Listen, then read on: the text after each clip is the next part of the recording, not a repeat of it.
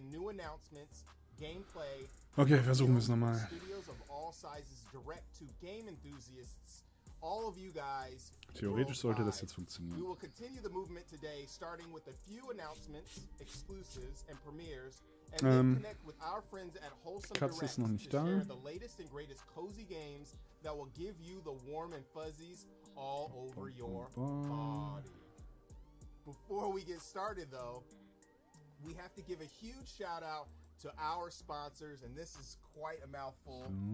Shout outs to Good Shepherd, Humble Games, Tiny Build, PlayStation, Xbox, Kickstarter, Razer, Astro Gaming, our fellow devs and publishers, Two Awesome Studio, Akupara Games, All In Games, Chat, Goblin test, Studio, test, Raphi okay. Games, Head Up, Hype Train Digital, Neon Doctrine, Raw Fury, Thunderful, and White Thorn Games. Good job. I did it. And we've also teamed up with Valve to showcase the games on Steam in order to support these devs. So be sure to check out the Guerilla Collective event page on Steam where you can learn more about these games, buy the games that are available now, and add the games to your wish lists for games that are not yet out. So check out Steam event page, which is on the Guerilla Collective website, guerillacollective.com. I barely made it through that. It was good. Shout out to our broadcasting partners for supporting and hosting the stream. Twitch, Steam, IGN, and GameSpot. If it wasn't for your guys' help, this would not have been possible. But enough lip smacking and yakking. Let's get started with a few brand new exclusive indie titles and an update from a game that we're all looking forward to checking out. I know you can't wait. Can you? Nope. Definitely not. Let's go.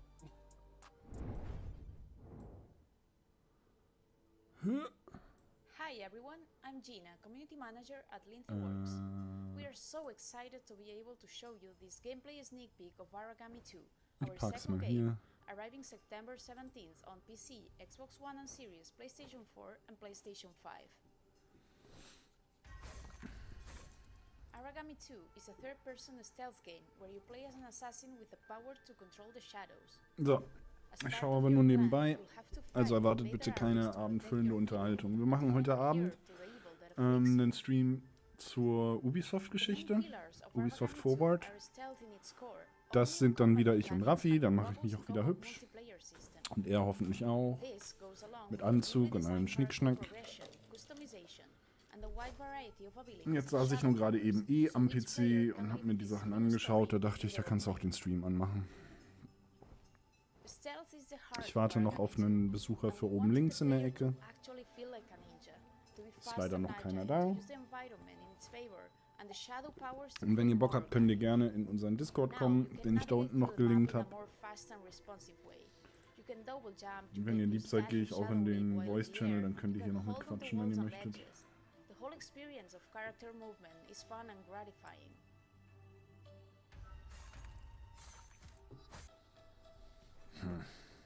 So, was war das?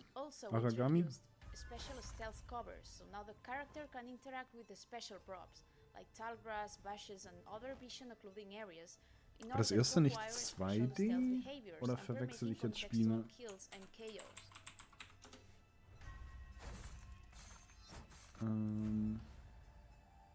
Nee, war's nicht. War auch schon 3D.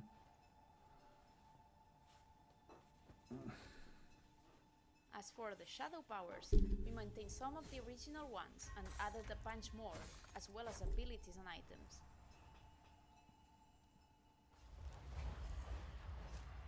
Ja, ich weiß nicht. Es gibt so viele Stealth-Spiele und die wenigsten davon sind wirklich toll. Since Aragami 2's a stealth game, we challenge ourselves to create a combat system based on supernatural ninja skills, which also encourages stealth over brute force. We thought the best way to achieve this was to give our character agile and skillful movement, which empowers subterfuge and stealth assault instead of a lot of strength. And also reinforcing the feeling of being outnumbered Ich by bin the noch nicht enemy. überzeugt von dem Ding. And that's all for now.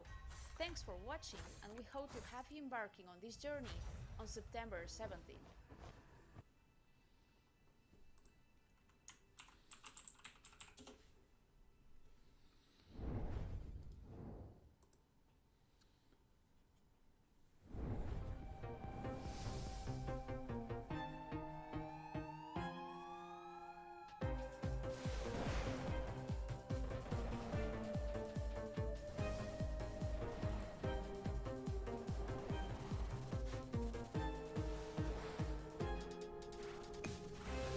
Gab's sowas nicht auf dem Super Nintendo?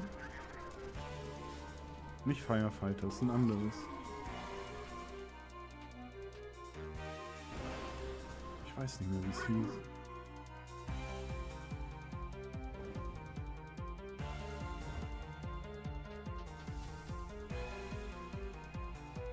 Ey, ich weiß nicht.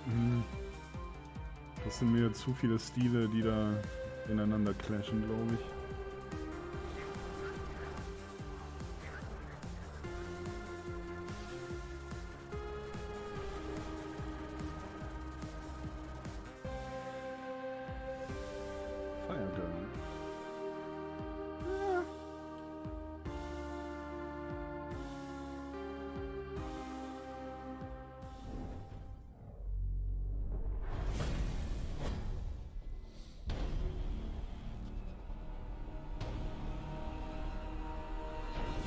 Okay.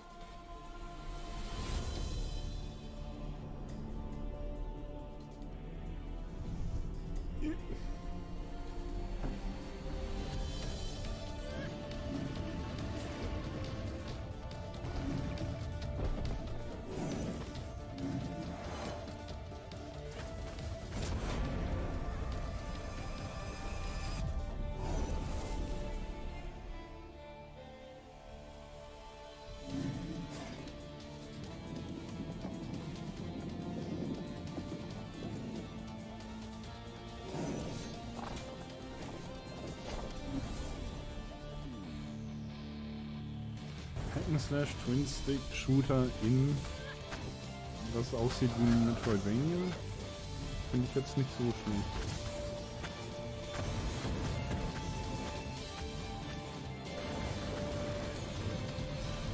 So, und die sind 6 Skills oder so. Das sind jetzt auch nicht so krass viele, aber...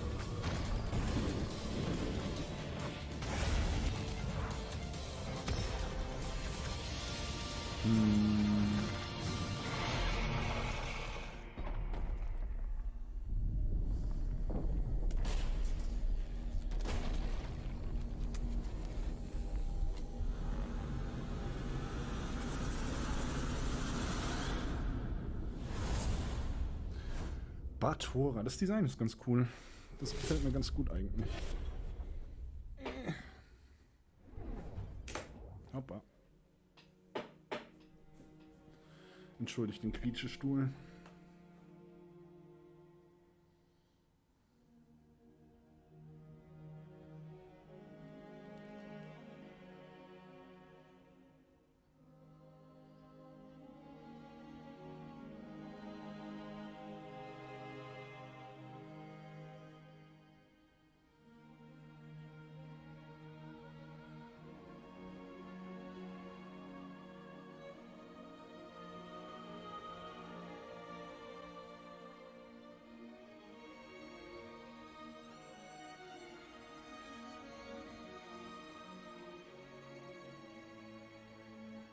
Bilde ich mir das ein oder ist die Stream-Qualität nicht so ganz die geilste?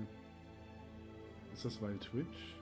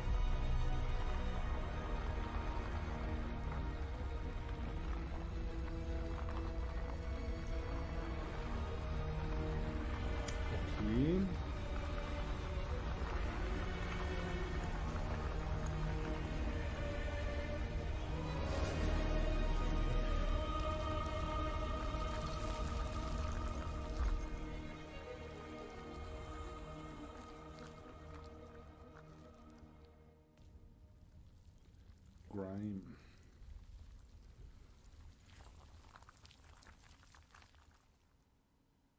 Ja, das war jetzt nicht so viel Information. Oh, oh, oh, oh, oh. Das sah verdächtig nach einem Quake 3 Level aus eben.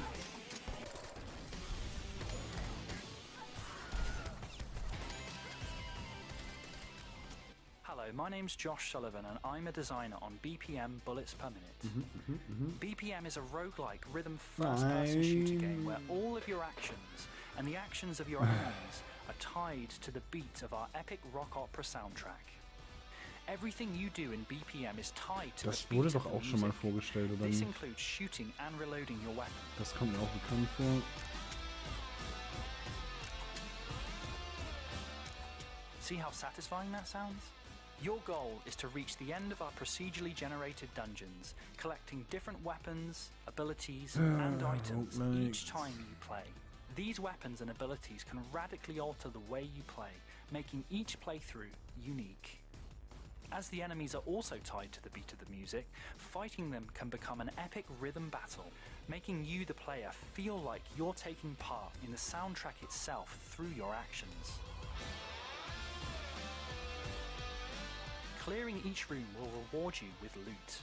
The better you handled clearing the room, the better the reward. Each floor has either an armory or a library, where you can buy cool new weapons or find exciting, game-changing abilities that make slaying enemies to the beat even more satisfying. You can also find shops to purchase useful items for your run. Unfortunately, you cannot pet the bird. Maybe next time though. Each floor has its own boss and attacks in a unique way that you must learn to exploit if you want to succeed.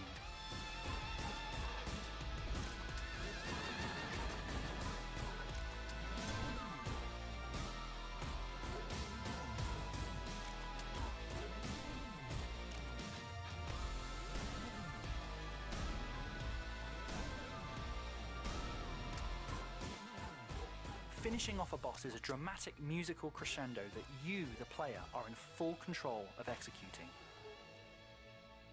BPM is out now on PC, but is coming to PlayStation 4 and Xbox One this summer.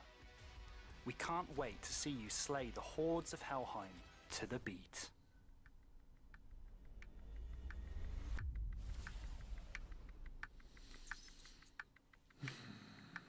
Okay.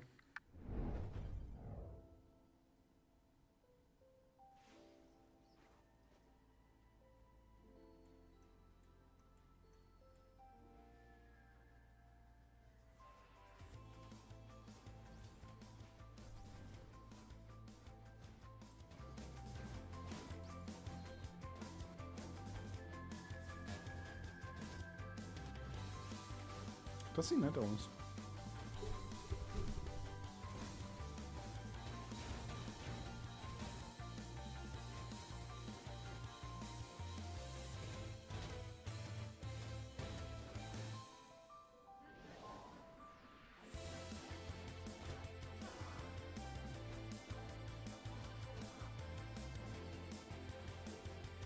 Oh, okay.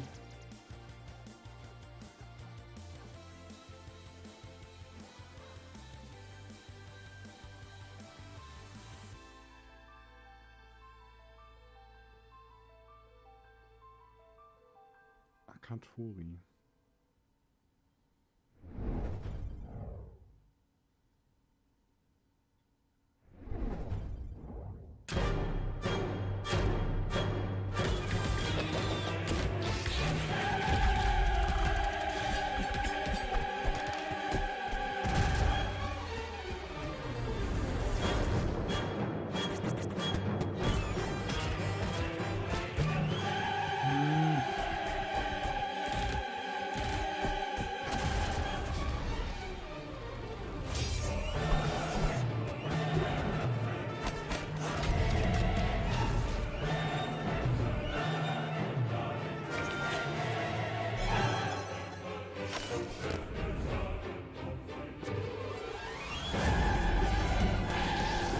Ja, ich brauche nicht mehr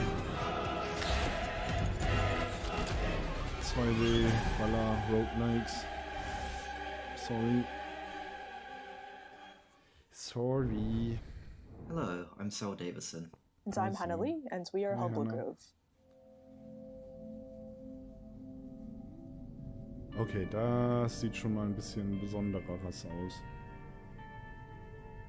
No Longer Home is a story game about graduating university and anticipating what comes next, while struggling with borders, self-identity and longing for domesticity. Okay, ist das Ende, dass man ein Spiel macht über Graduieren an der Universität? In No Longer Home, you play as non-binary protagonists Bo and Zhao, who are based off Cell and myself. You'll explore an intimate flat filled with everyday objects, delve into Bo and Zhao's thoughts and insights, and mold your interpretation of the characters through branching, multiple-choice dialogue.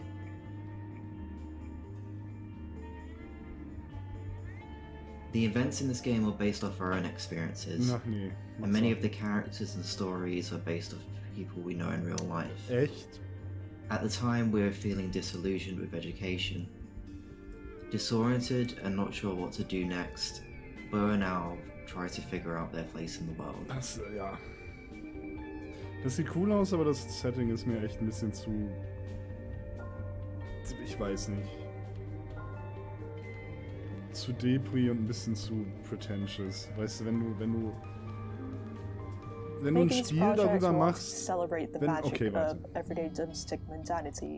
wenn du ein Spiel darüber machst, wenn du ein Spiel über deine eigenen Erfahrungen machst, dann mach's bitte nicht so, dass du einfach in ein Spiel einbaust, wie schwer und hart dein völlig normales Leben war, nachdem du von der Uni aufgehört hast oder sonst was. Das ist, ich verstehe, dass man es verarbeiten will,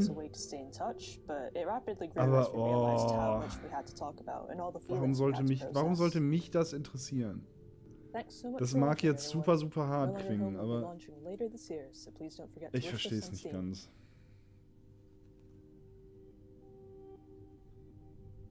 Ja, mal schauen. Vielleicht unterschätze ich das Spiel. Man, Origami 2 is looking so fantastic. I need some of that stealth action in my life. Yep, and Fire Girl, that looks pretty unique. Fire Girl sah ganz nett aus. Up next, we have some magic and swordplay popping off in the next segment with an update from a bona fide classic and a new entry in the hybrid puzzle and strategy realm. Guard your loot and upgrade your boots, because we're about to slap you in the face with a spike ball mace. Bars.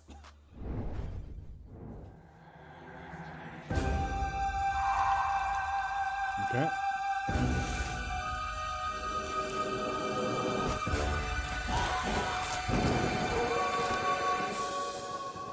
Das ist einfach Plattform, oder?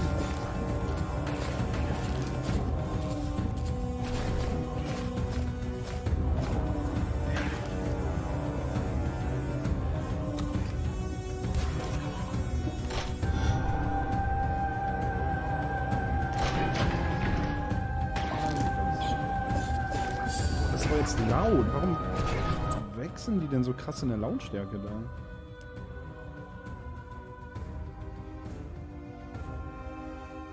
Das sieht cool aus. Oh, das Charakterdesign sieht auch cool aus.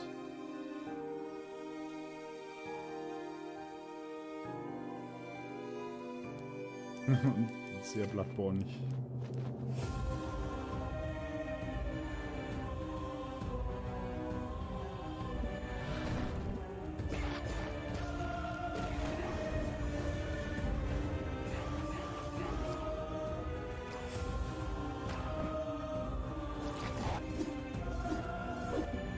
Ist das, ob das aus diesem...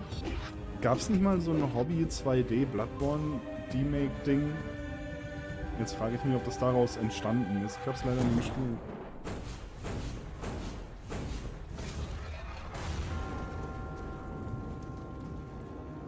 Hunt the Night. Okay. Okay. Wir legen den Zahn zu.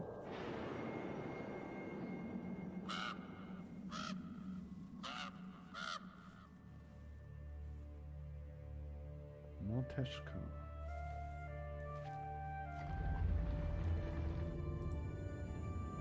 sieht auch spontan nett aus.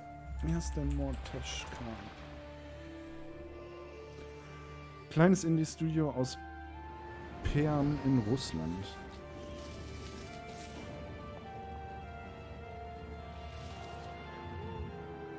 Mythologien und Ethnik basiert mit der narrativen...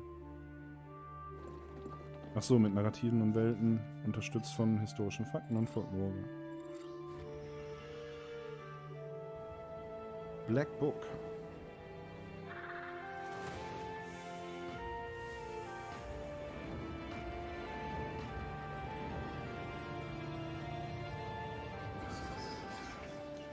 Mhm.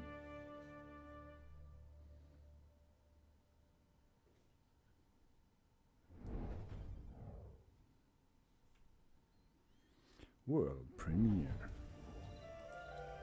In a world with little magic gates. A roguelike deck building game. Oh fuck.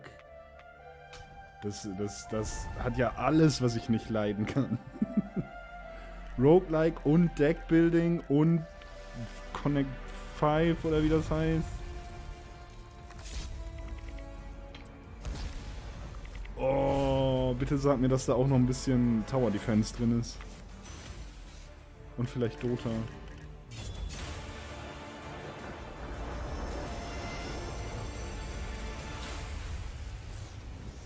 Demon's Mirror. Michi, wenn du das später guckst, das könnte was für dich sein.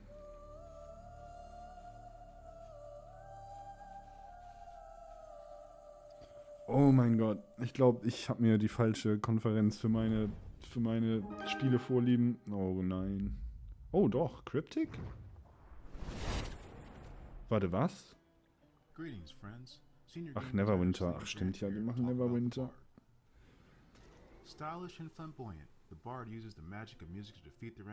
Ich wusste ehrlich nicht, dass das Spiel noch Updates bekommt und dass es das noch gibt.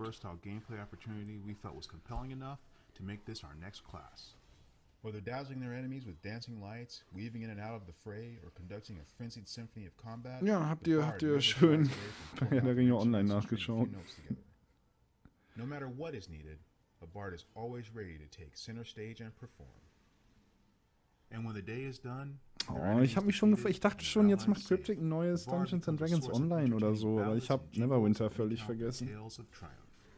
With that, we have reached the last crescendo, but fret not. For we are not at the finale just yet. There is more to this ballad that will be revealed over the next few months, so please, stay tuned.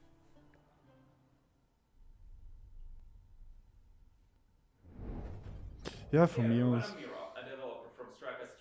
Oh, Strucker. Die Lautstärke ist echt all over the place bei diesem Ding. Die haben das null abgemischt, glaube ich.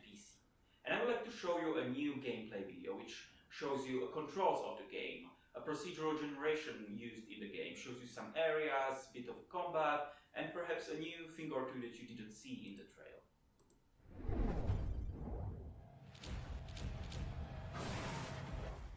Okay, let's actually take it a bit slower. Let's start. I'll show you some controls. You can move your hero around with the left stick. Man hört dich kaum. Kerl, sprich lauter. And dodge on controller with the A button. And you attack with the right bumper. That's your standard attack. Okay. It now changes into combos. It used to be just like one attack before, but now it's like 1, 2, 3, fluidly changing into one another. Better feel of combat. You can also do a heavy attack, or what you could do is charge your heavy attack for special damage. Ooh, right.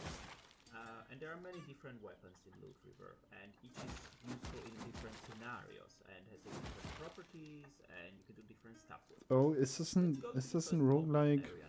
Kannst du das bitte direkt anfangs sagen? First area where you already need to navigate these platforms that we saw before, and you do it by standing on the platform and dragging it with the right downwards. Oh, das sieht aber, der Wassereffekt ist ganz cool. And let's approach these enemies up now and lure them onto our platform. Es sieht nicht aus wie ein Roguelike. Noch nicht. Or what we could do instead is just like charge right in and do some heavy attacks and hope for the best. But that's usually not the best idea. unless you have a large weapon. So instead we could, always like isolate them into parts we can manage, or we could... Okay, warte, ist das Spiel quasi, dass man diese sämtlichen Plattformen bewegen kann? Oder ist das nur eine Stelle im Level? Instead, it's charge my attack and slam the platform into it, right, for special damage. Das sind die Plattformen, okay. But they are handcrafted. Nein, Procedural. Lots of smaller areas with possible connections, and then let the computer assemble them and look for logical relations in between them. So even from small pool of objects, we're already getting some interesting variations in enemies evolve combat on the platform. Mag das irgendwer wirklich? Ist irgendwer da, der sagt, yay, ich finde prozedural generierte Level total klasse und viel besser als handdesignte?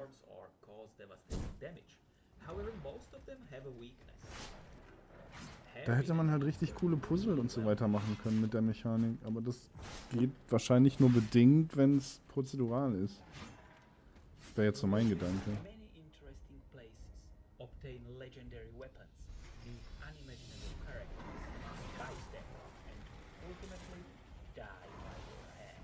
Ah, die Grafik ist ganz cool. But those who persist can get even further, explore places never seen before, face horrors, and perish again.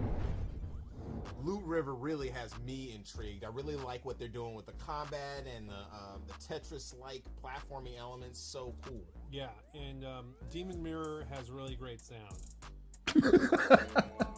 You're just, dude, you're just saying that because you worked on that game. Yeah. Okay. Das wäre sonst ein bisschen gemein gewesen. We have some dark and sinister titles, starting with a physical release trailer of a gorgeous and deadly first-person action runner.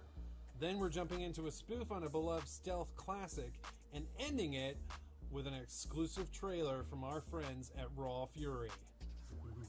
Let's go.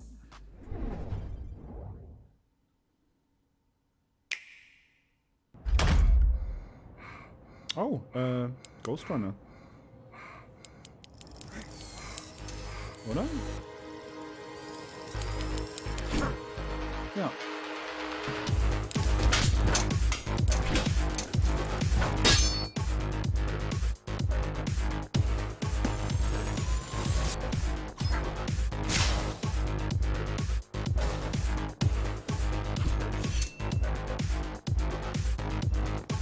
Enough!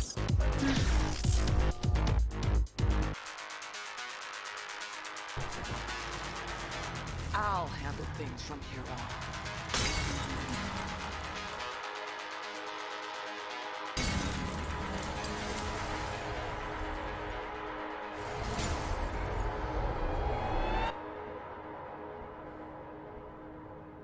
Ja, das hat IGN gut erklärt.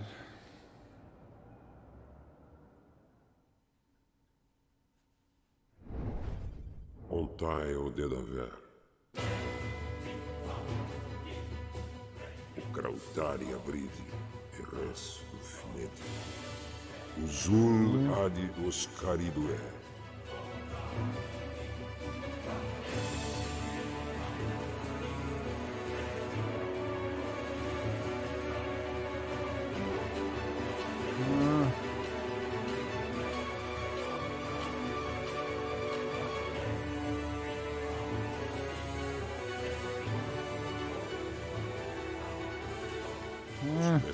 System o absurda adiluterusua. Oder en despres res. Sieht noch ein bisschen unfertig aus, oder? Oder bin das nur ich?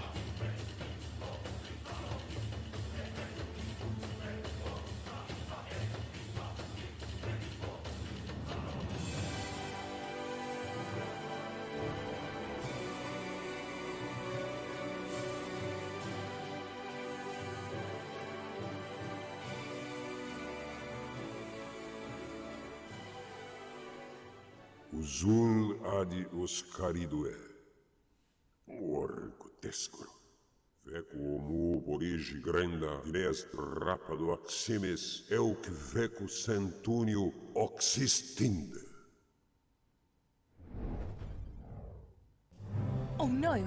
An evil fog is corrupting every living creature! There is one that is immune. Who is this mighty hero? A slime? How can an adorable little slime fight against this? This? Or that? Wait, where did it get that sword? Is that a meteor shower? How? Ice breath? When did you get that? Now there are two of them? Alright. Slimes can be heroes. Grab a friend and save the world from oozy monsters and formidable bosses. Discover different weapons and create your own magical abilities to express the way you want to adventure in Slime Heroes. Kein Problem damit. Nichts, was ich haben muss.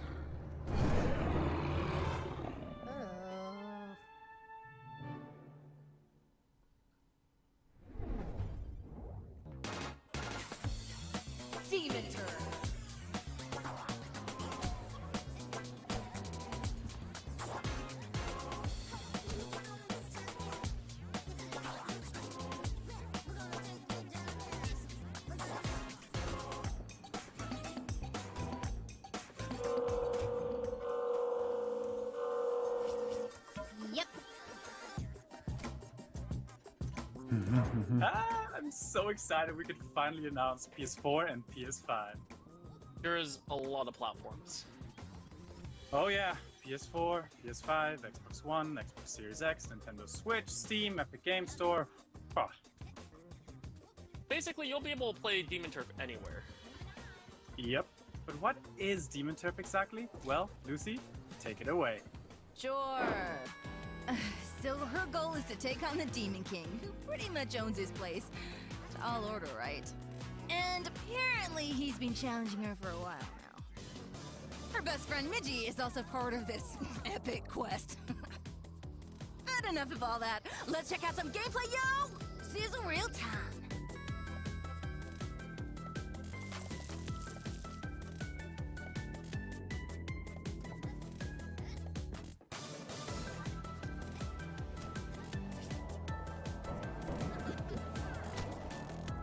Ich weiß ja nicht.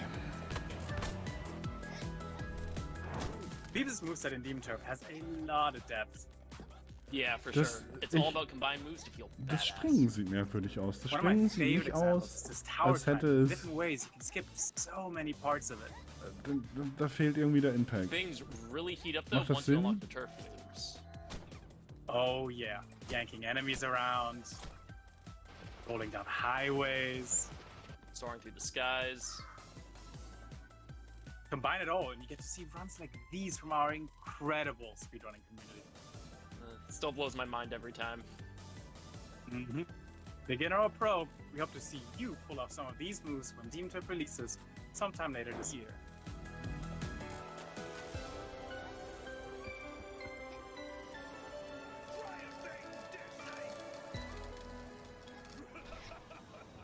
Bring it on.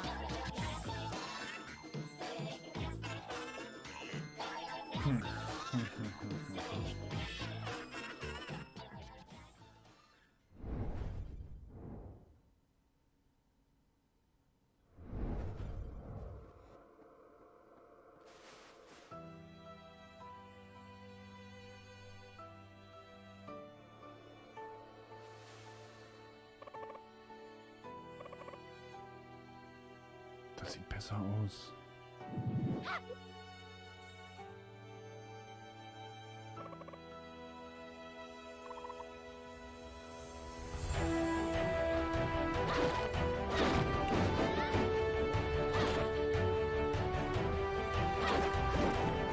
Secret of Mana Spiritfarers. Jetzt ist es schon wieder so laut, ey. Ah.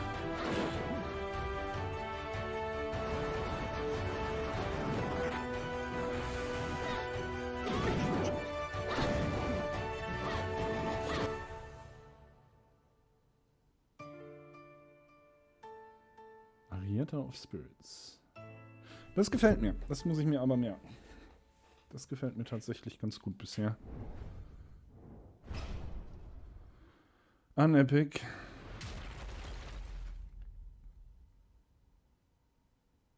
In 1972, Dude. a crack commando unit threw me in a prison for a crime I didn't commit. Okay. You're under arrest for a crime you didn't commit. Ja, okay, bisher bin ich an Bord.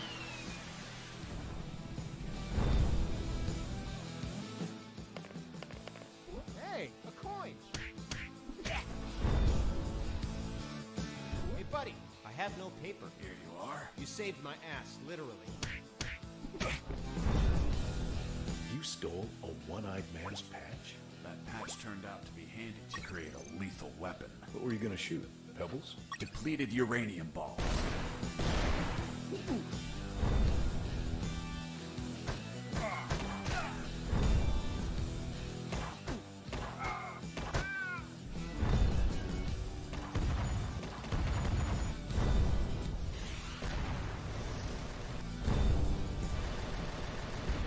The sewer was infested with assassin rats.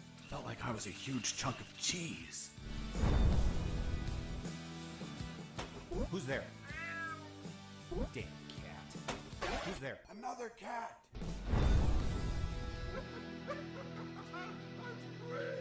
Look, it's a landmine. Wait. It's kill or be killed. Okay, sure. Also quasi an Epic, Metal Gear Solid.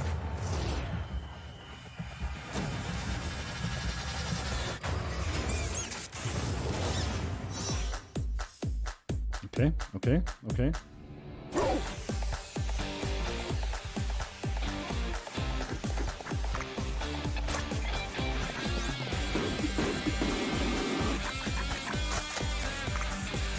Was bist du für ein Spiel?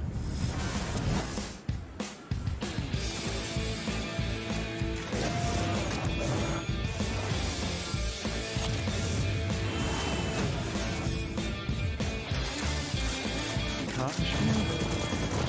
Das ist schon wieder so cool.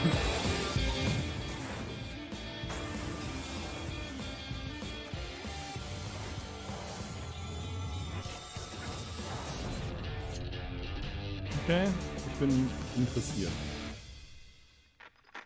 Das hat einen ganz coolen Stil. So, was zeigt die Lautstärke? Hey, this is Matt, developer of Severed Steel, and I'm here to talk about some cool ways players have been playing the demo I released. So this level, you're typically supposed to kick that door open and deal with all the guys in the hallway.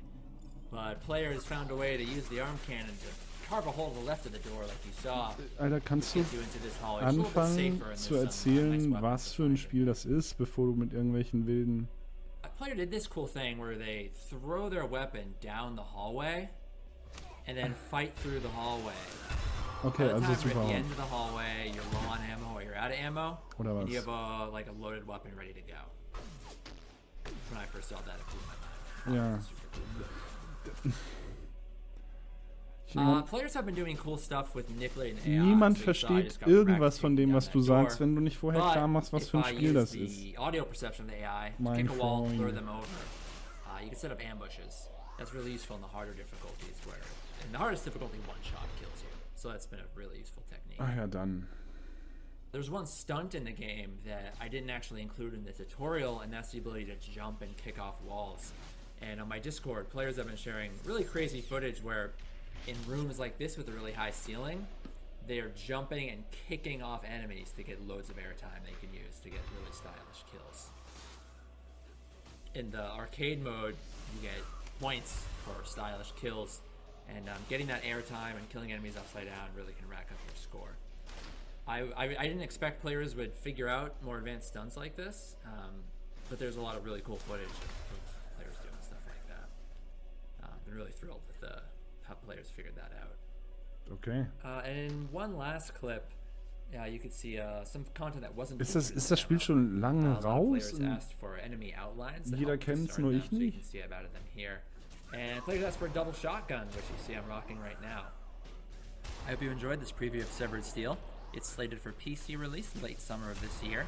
And if you like what you saw, definitely give it a wishlist on Steam. Alter, ich habe keine If you Ahnung, are a was ich console gerade player, gesehen there are habe. also PlayStation 4 and Xbox One releases planned for shortly after PC. Superhot Thanks again.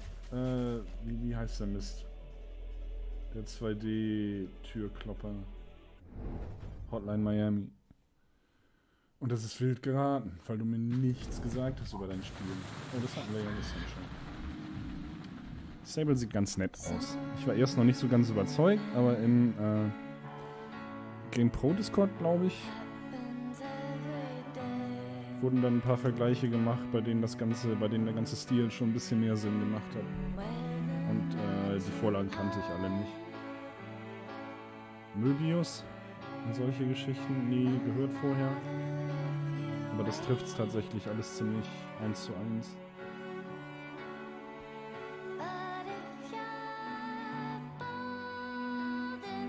Und der Trailer sieht um einiges besser aus als das Gameplay von gestern. Also rein, wie sagt man, regiemäßig ist, glaube ich, das Fachwort.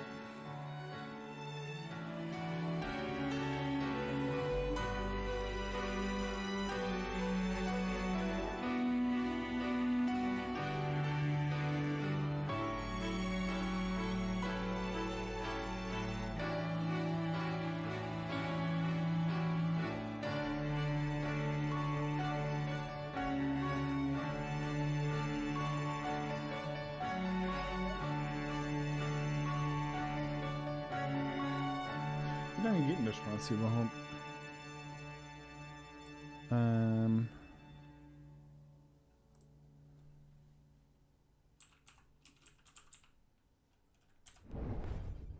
Thank you so much, Raw Fury, for that special exclusive footage. Up next, we have an exclusive reveal for one of the most bloodiest sprite-based action platformers I have ever seen. We will check in on a dark and beautiful pixel art RPG, help clean up a forensic nightmare, and then we are heading to an update from a mystical masterpiece from one of our Best of the Mix 2020 award winners. Grab your hazmat suit, Alex. Okay. Why? Because we're about to go in and get grimy. Um 7 geht die Wholesome Direct los, was auch immer das ist, und um 9 dann die Ubisoft Forward. Mal schauen. Mal schauen. Die hier gebe ich mir jetzt und dann gucken wir mal.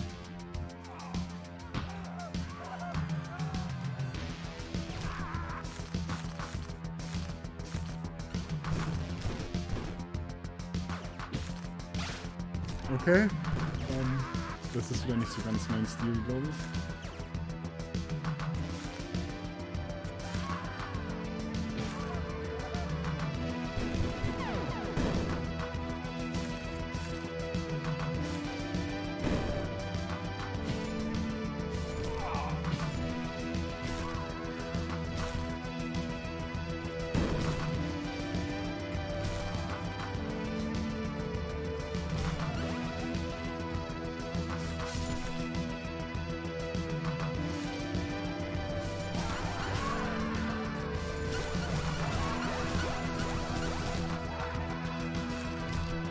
Okay, das ist wirklich euer einziger...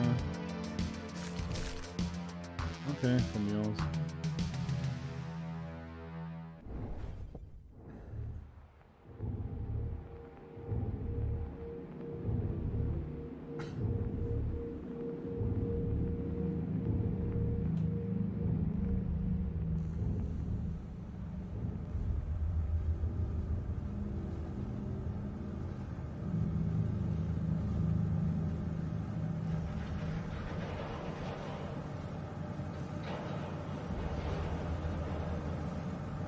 Okay, was für ein Spiel bist du?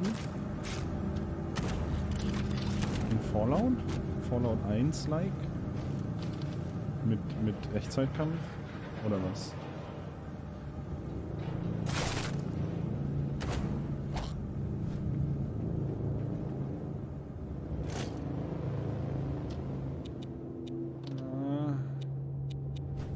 Ist so ein Survival-Spiel oder ein Rollenspiel? Oder ein Action-Spiel?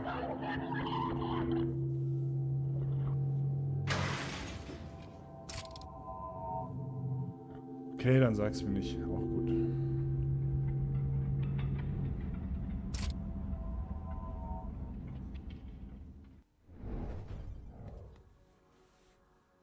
Hello, my name is Jacek Głowacki and I'm the head of company development at Okay, jetzt machen wir einfach mal nur links anstatt lauter und leise. Our goal right now is to Wer become das a Ding fully gemischt hat. realized AA studio. My name is Krzysztof Ziemba. I'm a Double, writer was and soll ein game designer at Double A Buildit. Studio We sein make games with überhaupt? unique stories Hört and mit visual diesem styles, Triple excellent A und Double soundtracks A and Quatsch captivating auf. gameplay. We are known for our Vampire the Masquerade titles and Serial Cleaners. Ja, Serial Our Cleaner next sagt mir game auch noch is a was. sequel, Okay. Serial Cleaners, a stealth action crime story set in 90s NYC. Okay. Oh, okay. My name is Miki Maika and I lead a team of 30 amazing game developers currently working on 3 different projects. Serial Cleaners is our biggest one so far and is set to launch later this year. We've got a good vibe and we're expanding, so come join us on our adventure to the 90s.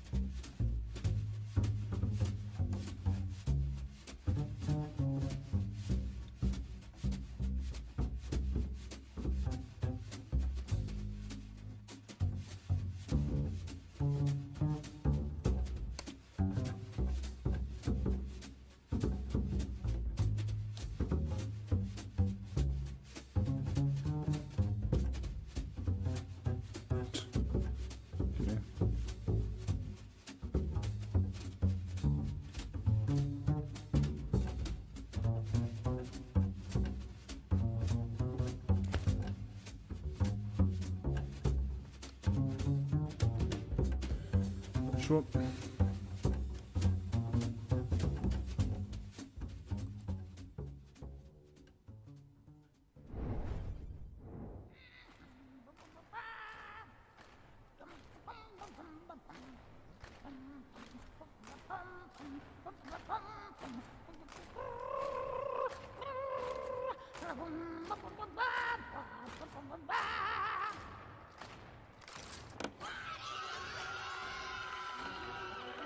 Hello, we are Monaco, and we're a small, very small studio from Cologne in Germany.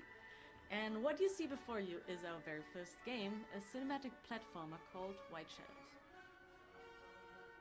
So, White Shadows is basically a modern Fable. It drops you off in this huge, weird, vertical world. Shit, der kommt mir bekannt vor. Daniel, kenne ich dich von irgendwoher? Really, really dark. And in this white city, there are the rats and the wolves, and they're in charge. And then there's the pigs and the sheep who do all the work. And then there's the birds who are, or at least so they say, to blame for a deadly pandemic.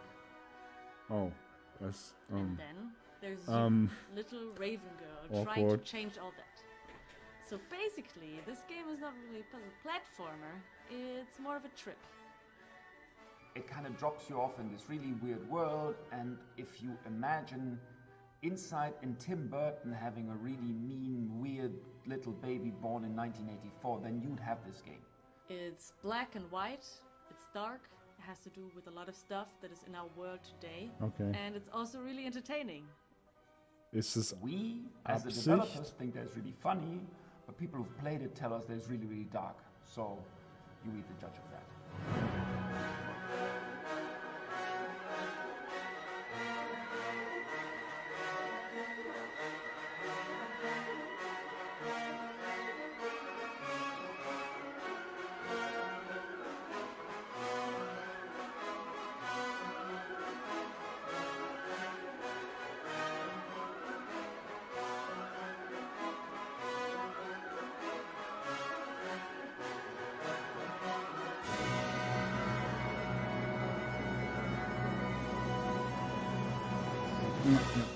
Yep.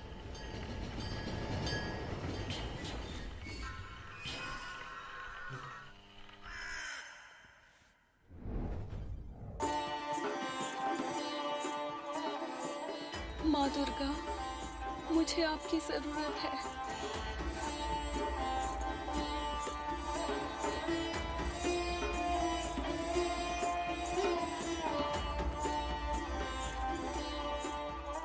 Aus irgendeinem Grund dachte ich auch immer... Ah, okay. तुम्हें शक्ति मिल जाएगी. Alles cool. लड़ो राजी, योद्धा बनो.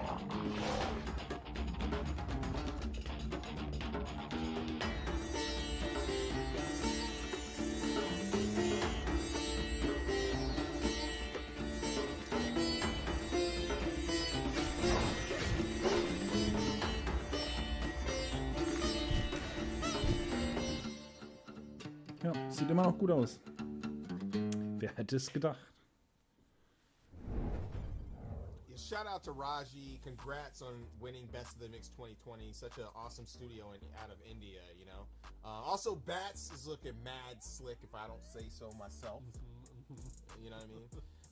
But yeah, before we move on to the next segment, we want to say thanks to our broadcasting partners, Twitch, Steam, IGN, and of course, GameSpot. Thank you guys for all your help in hosting the stream. Yep. And also, don't forget to check out the Guerilla Collective event page on Steam to wishlist the games, play the demos from this event, as well as from Wholesome Direct, which is coming up next. We have a link on the Guerilla Collective website, guerillacollective.com. Up next, we're going to connect with our friends at Tiny Build. We're doing gargantuan things with really creative indie developers.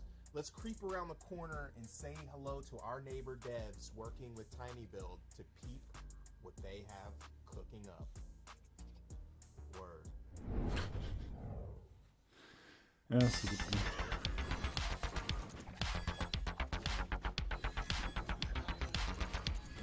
Hello, meatbag! This is my game, Despot's Game. I will give you a group of puny humans, and you will lead them to the end of the dungeon. If you can get past my cute little robots, zombie wombies, and flesh-eating cabbage wabbages. Despot's Game is a roguelike auto-battler. That means that all the fighting happens automatically. It also means permadeath and randomly generated dungeons. In order to win, your humans will need weapons, or whatever you can find to use as a weapon. Combine different kinds of dumb items to create your own dumb army. Your army needs to be positioned, fed, and genetically modified. Just don't get too attached to your little humans. They'll be dropping like flies. Let me tell you a little secret. If you make it far enough in the dungeon, you'll get the chance to fight other players! You probably think I came up with all this in order to raise a perfect army of mutated humans capable of conquering the universe, right? Wrong. I simply enjoy watching pathetic humans hit each other with refrigerators. You're in Despot's Game now! Config Games bears no responsibility for salty tears, broken keyboards, busted screens, or therapy expenses due to the effects of extended gaming sessions. Not recommended for use by children. Oh, ich finde echt wenig Hypewürdiges dieses Mal, muss ich ehrlich sagen. Alles irgendwie, eine Menge kommt mir so vor, als hätte ich schon mal irgendwie irgendwo anders gesehen. Das hier nicht. Ein Alchemiespiel. Ist das von den... nee... Nee, es sieht schon anders aus. Wie hieß denn das? Astrologaster? War jetzt so mein spontaner erster Eindruck.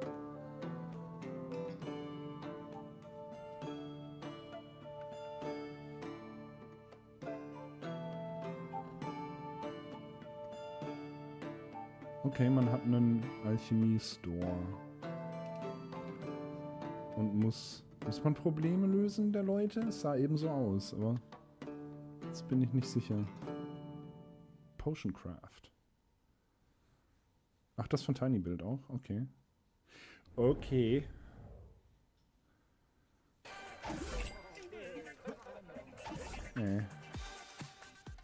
This is Dustin. And this is Eric from Animal. And we're the creators of Ramen. Along with our extremely small team of passionate individuals, we're really excited Ramen. to get this out to you. Ramen's a food fighting arena game with a bunch of quirks and twists. And today we're going to show you one of our favorite game modes, along with a new work in progress. Oh, die frame rate. Oh, die frame rate. So let's start with the meatball mode. Yeah, and meatball mode, it's all about putting the meat in the hole, the goal hole. You gotta jump in and take control. Like, what does that mean? It sounds good, but what does that mean? Well, it's basically kind of like Katamari, where the objective is to jump into a giant meatball, take control of it, roll around, charge it up, and shoot it into various goal locations throughout the map. All while basically avoiding enemies and the onslaught of food that they throw at you. Next up, Bobo Ball. Well, Bobo Ball is one of our newest work-in-progress game modes, but still a ton of fun. Players are now packing a Bobo Blaster that shoots Bobo Balls at a giant Bobo Ball. Work together with your taste buds to blast the giant Bobo Ball into the opposing team's goal. Mhm. But look, kills don't count in this mode, so prioritize getting the giant ball. An was erinnert mich das But nur? a few balls to the face never hurt anyone, so blast your foes to keep them from gaining control of the ball. Blast your toes? Foes. Okay, bros, I guess. Das war das Wait, what's this written Schmiesschau down für about mich. meat chassis? We wrote that? Yeah, it says, say something about meat chassis. Oh, yeah, the old bag of meat and bones. You know, the players, the soup saviors. Players can customize their character almost however they want within our high-fashion, highly polished configurator zone. Alright, well, within this configurator zone thing, when it comes to fashion, we got you covered with a trunk full of different culinary styles, vibes, and drips. Your soup slinger is yours to design and decorate. Honestly, the world is your oyster. Decorate to your heart's content. Oh, and don't forget your old pop pal.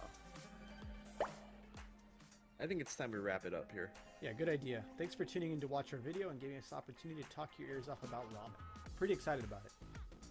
Oh, and that being said, be sure to hop into our Discord so you can be part of the playtest and help us perfect the recipe of ramen. Yeah, we hope you get a chance to play. We really appreciate all the support y'all have shown over the course of development. It really means a lot and motivates us.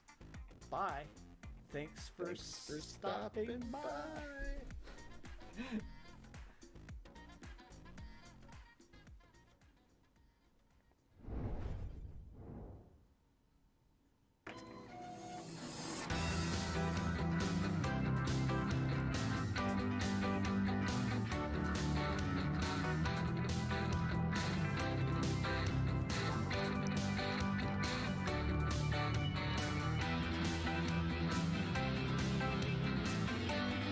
Das hat doch garantiert wieder irgendeine darke Hintergrundgeschichte mit Lore und... Ja, ich wusste es doch. Ich wusste es doch.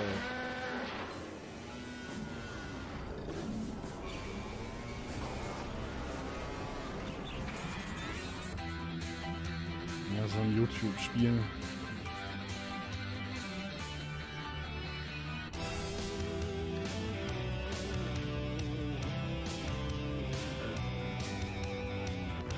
Das ist auch so ein Ding irgendwie. Ist das erst seit Five Nights at Freddy's so groß geworden, dass es in so vielen Spielen diese super abgehobene Horror-Background-Lore-Geschichte gibt, die man irgendwie entdecken kann über 100 Spielstunden und mit 1000 anderen Spielern? Ich finde das nicht schlecht, aber es ist echt oft, oder? Oder bilde ich mir das ein?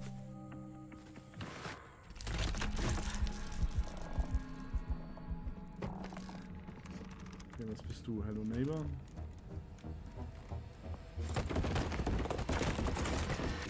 Meet the creepy, AI-driven Mr. Peterson. This character has one mission, keeping you from discovering his secrets. Hello, and welcome to Hello Neighbor 2. In this game, you'll be playing as a local journalist named Quentin, who is suspicious of his creepy neighbor, Mr. Peterson. For those new to the Hello Neighbor franchise, this is Raven Brooks, the sort of town where everyone keeps to themselves and goes about their lives. Normally, you would too, except a bunch of people have gone missing. And there's just something strange about your neighbor, Mr. Peterson. Everyone is afraid of him. There have been rumors of children going to his house and never being heard from again. Some people say he likes to lock people up in his basement. But no one has any proof. So people just try to avoid Mr. Peterson, his odd house, and ignore the strange sounds coming from his basement at night. You have a feeling that Mr. Peterson is behind all of the neighborhood disappearances, but no one believes in your ideas and theories. And while you normally wouldn't break into someone's house, you're the only one who believes something is wrong and has the guts to uncover the truth. When you break into Mr. Peterson's house, you'll be going against an AI that is constantly evolving. Our goal for Hello Neighbor 2 is to provide unique player experiences. This is an experience that is driven by the community. Mr. Peterson's behavior is a combination of a neural network and algorithms that allow him to constantly learn from his experiences with everyone who plays our game. It begins with the collection of player activity. Mr. Peterson takes note of player behavior, whether or not most players are likely to hide in a closet, use a certain escape route, or certain objects. As time progresses and he learns, Mr. Peterson's behavior may change and surprise you. How Mr. Peterson plays in one encounter with you might be different from the next, all due to his encounters with the game's community as a whole. In this way, the community's experience with Mr. Peterson changes over time, allowing for an AI that is developed through community actions, replayability, and great stories of neighborhood shenanigans. Okay, das ist But cool. these new experiences go beyond Mr. Peterson. In Hello Neighbor 2, players can interact with all characters in Raven Brooks, and these characters share the same AI core, but behave differently and have their own stories for you to discover. So while you might think you're just playing the game, you're really contributing to the development and improvement of Mr. Peterson's AI. We hope this presentation of our AI and development gives you an idea of what to expect in Hello Neighbor 2. Das ist schon If you'd krass, like to was try an da early access version of Hello Neighbor hintersteckt, 2, von dem man you echt can so keine wishlist the Ahnung game hat. on Steam and check out our alphas on the Microsoft Store. Thank you for watching, and we'll see you in the neighborhood.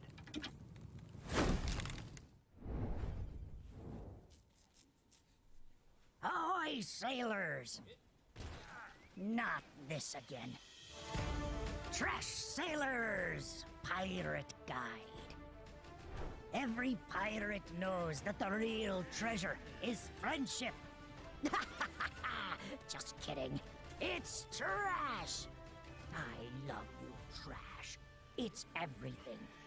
Fuel, building materials, and weapons. Seriously, just stuff in as much trash as you can and let her rip.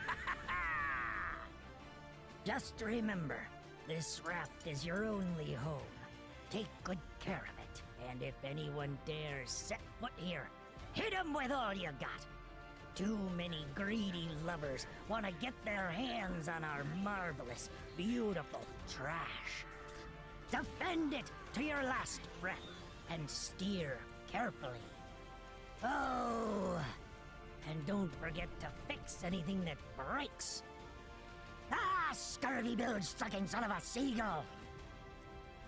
If your enemies get close, and the good old ship's cannons aren't enough, try the newfangled trash technology.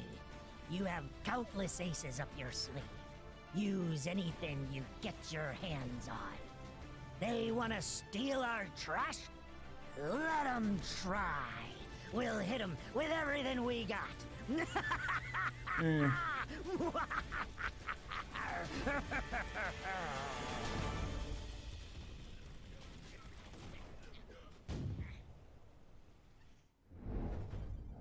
Shout out to Tiny Build. They are producing and publishing some of the most amazing indie titles coming out.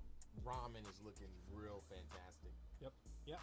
And for our Guerilla Collective 2 finale, we're going to head out with an exclusive, humbling conversation that we had with Innersloth, the team behind Among Us, and check in on some fun and upbeat games, as well as take a trip back to the arcade with some fun retro throwback games. And before we finish everything up, we are also going to go to an exclusive interview with our friends at Limited Run Games. Let's rock. Welcome back to the Guerilla Collective. We have Marcus Bromander and Adriel Wallach from the Innersloth dev team. Super happy to have you guys hopping on the Guerilla Collective for an interview. Tell us about yourselves. I'm Marcus, also known as Puffballs United. Ich glaube, da klinge ich nicht aus. Interviews. I worked on a lot of the art, the Möchte sound ich nicht design, drüber game quatschen. design, and miscellaneous other Und die spots könnt in ihr the dann game, auch but live no sehen, coding. oder? Hi, I am Adriel. I'm the lead programmer at Innersloth, which means I live in the code, I make a bunch of lists, I tell the other programmers what to Ja, do, komm. and I fix bugs. Wir sehen uns I want to talk to you a little bit zur about the Ubisoft-Konferenz. team and go into what you have in store for the game. But first, I want to ask you a couple of questions about the team and Macht's gut. how you're moving forward. So First of all,